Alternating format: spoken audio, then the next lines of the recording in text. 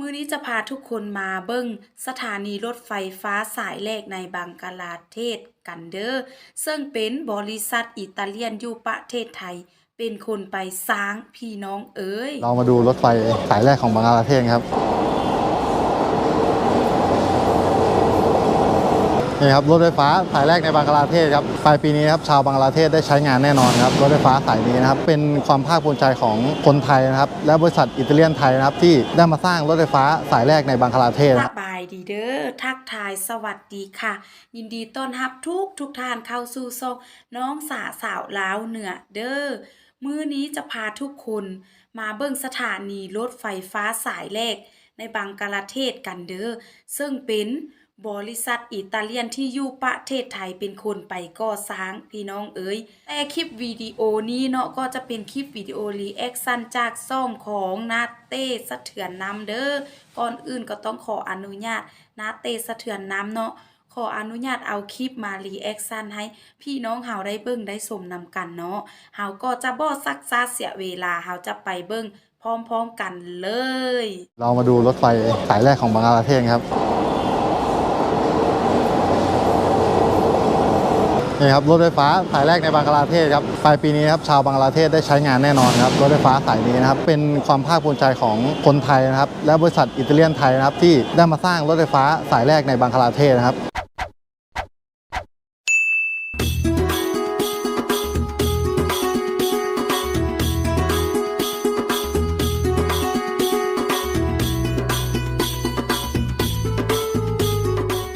สวัสดีครับวันนี้ผมก็อยู่ที่เมืองทากาบังกลาเทศนะครับวันนี้ผมจะพามาดูสถานีรถไฟฟ้าสายแรกในบังกลาเทศนะครับสถานีนี้ครับชื่อสถานีอุตระนอตนะครับก็เป็นสถานีแรกครับของรถไฟฟ้าสายนี้นะครับวันนี้นะครับเป็นวันที่ความสัมพันธ์ไทยกับบังกลาเทศนะครับครบรอบ50 ปีนะครับบริษัทอิตาเลียนไทยนะครับก็ได้เชิญสถานทูตไทยในบังกลาเทศนะครับมาเยี่ยมชมสถานีรถไฟฟ้าสายนี้ด้วยนะครับเดี๋ยวเรามาชมบรรยากาศสถานีนี้จะสวยงามขนาดไหนนะครับเดี๋ยวเราไปชมกันครับ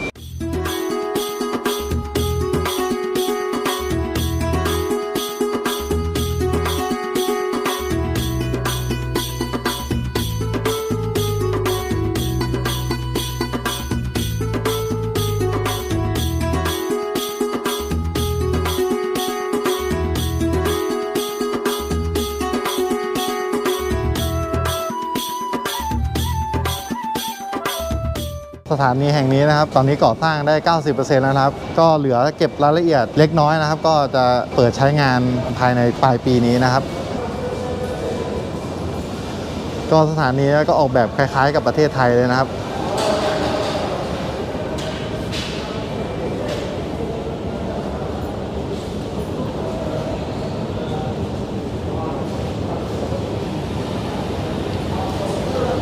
ตอนนี้เราก็อยู่บนชานชาลาของสถานีรถไฟฟ้าสายนี้แล้วนะครับก็เหลือแค่ 10% นะครับสถานีรถไฟฟ้าสถานีนี้ก็จะเสร็จสมบูรณ์แล้วนะครับก็ตอนนี้นะครับชานชาลาก็เริ่มติดราวสแตนเลสแล้วก็ประตูทางเข้านะครับก็ใกล้จะเสร็จแล้วนะครับสเตชันนี้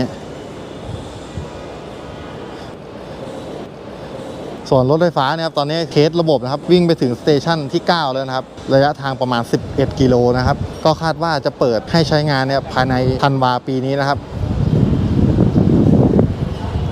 ก็สเตชันนี้นะครับก็เหลือเก็บรายละเอียดอีกนิดหน่อยนะครับต่อไปก็จะไปเก็บสเตชันที่เหลือนะครับให้เสร็จภายในปีนี้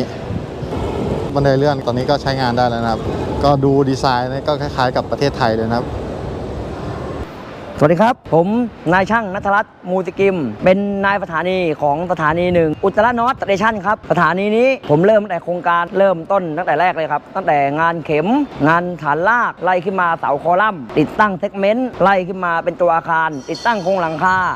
คานี่ก็ติดตั้งใช้เวลาไม่นานเพราะว่าเรามีเครื่องจักรทุกอย่างอุปกรณ์ที่เรานำเข้ามาจากไทยและเรามีความภูมิใจที่ได้ก่อสร้างสถานีรถไฟฟ้าและโครงการรถไฟฟ้าแห่งแรกของบังกลาเทศ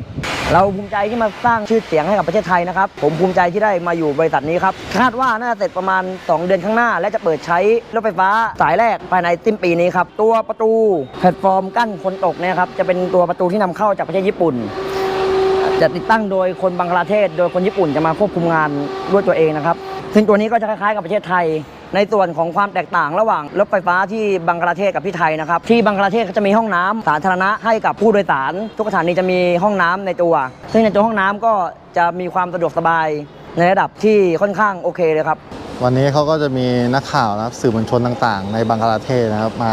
ทำข่าวเกี่ยวกับรถไฟฟ้าสายนี้นะครับก็วันนี้คนก็จะเยอะเป็นพิเศษนะครับก็มีสถานทูตไทยแล้วก็จะมีพนักงานบริษัทอิตาเลียนไทยนะครับเข้ามาร่วมชมสถานีที่นี่ด้วยนะครับวันนี้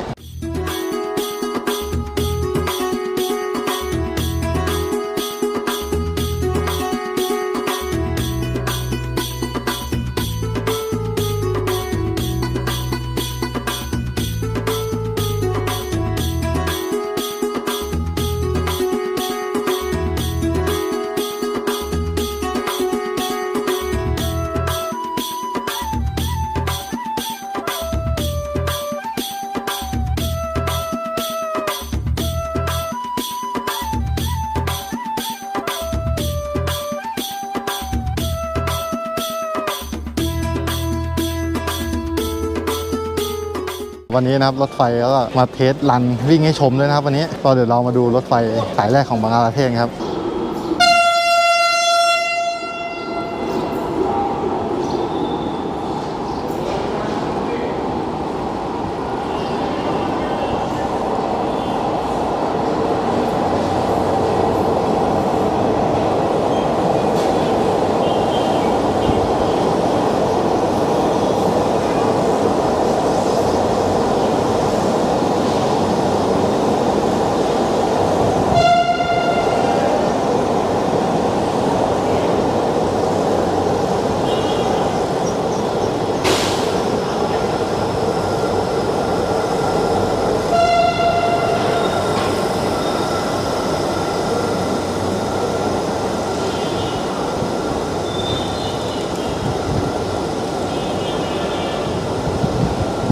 นี่ครับรถไฟฟ้าสายแรกในบังกลาเทศครับตอนนี้กำลังเทสรันกันอยู่นะครับปลายปีนี้ครับชาวบังกลาเทศได้ใช้งานแน่นอนครับรถไฟฟ้าสายนี้นะครับถือว่าเป็นความภาคภูมิใจของคนไทยนะครับและบริษัทอิตาเลียนไทยนะครับที่ประสบความสำเร็จนะครับได้มาสร้างรถไฟฟ้าสายแรกในบังกลาเทศนะครับสุดยอดเลยนะช่างวันนี้นะสุดยอดครับพี่มาชมถึงที่เลยนะครับสเตชันหนึ่งขอบคุณครับเยี่ยมนี่ครั้งแรกครับที่เราได้มาเห็นรถไฟแบบนี้นะครับ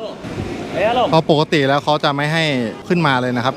นี่ครับขบวนนี้ก็คือขบวนที่5นะครับวันนี้นักข่าวสื่อมวลชนของบังกลาเทศมาค่อนข้างที่จะเยอะเลยครับวันนี้ You visited the station and you visited a lot of metro station at Thailand and other countries, I think. What you should tell about this station for the most highly populated country, Bangladesh, and highly populated city, Dhaka? Yeah, this one is up to the standard of Thailand. And I hope that when this flagship project completed, it will help facilitate the people to commute from one corner to another. Yes. ก็อีกไม่นานนะครับชาวบังกลาเทศก็จะได้ใช้รถไฟฟ้าสายนี้แล้วนะครับผมก็ได้ยินข่าวมาครับว่าเร็วๆนี้ครับเขาก็จะเปิดประมูลนะครับรถไฟฟ้ายกระดับอีก1สายนะครับแล้วก็จะเป็นรถไฟฟ้าใต้ดินอีก1สายนะครับเขาก็จะพยายามขยายรถไฟฟ้าให้ทั่วเมืองทากานะครับ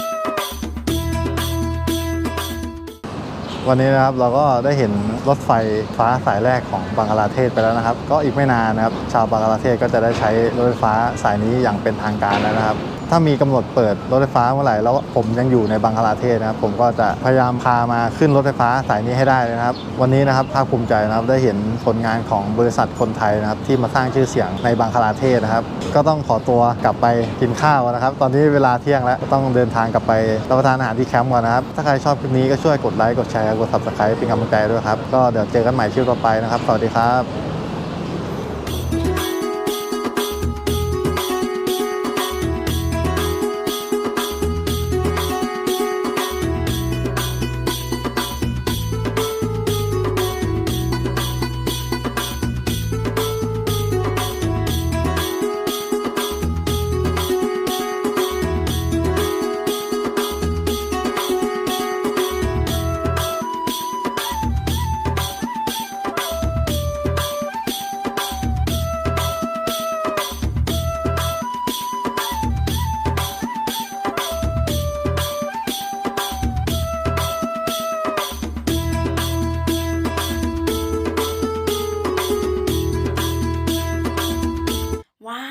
พี่น้องเอ้ยเป็นอะไรเบิ่งคลิปวิดีโอจบไปแล้วนั้นเนาะสุดยอดเลยเนาะประเทศไทยไปสร้างสถานีรถไฟสายแรกอยู่บังกลาเทศเนาะพี่น้องคนไทยนี่มีสีมือดีจริงๆเลยบ่น่าเชื่อเลยเนาะว่าประเทศไทยเราจะเก่งขนาดนี้เลยขอสมเสยเด้อถ้าหากว่าผู้ใดอยากเบิ่งคลิปวิดีโอเต็มเนาะก็สามารถกดเข้าลิงก์ด้านล่างนี้ได้เลยนะเต้สะเทือนนำเด้อฝากกดติดตามกดไลค์กดแชร์เนาะเป็นกำลังใจให้เพิ่นได้จะได้นำเอาคลิปวิดีโอดีๆมาให้พวกเราได้เบิ่งได้สมนำกันอีกเนาะและท้ายนี้ก็ขอขอบใจ FC ทุกๆคนเด้อที่เข้ามาเบิ่งคลิปวิดีโอนี้เนาะฝากกดไลค์กดแชร์กดติดตามน้องสาวลาวเหนือเด้อเพื่อจะได้เป็นกำลังใจให้เนาะได้เอ็ดคลิปวิดีโอมาให้ทุกคนได้เบิ่งนำกันอีกแล้วไว้เจอกันใหม่ในคลิปวิดีโอนะคลิปวิดีโอนี้ขอลาไปก่อนเด้อบ๊ายบาย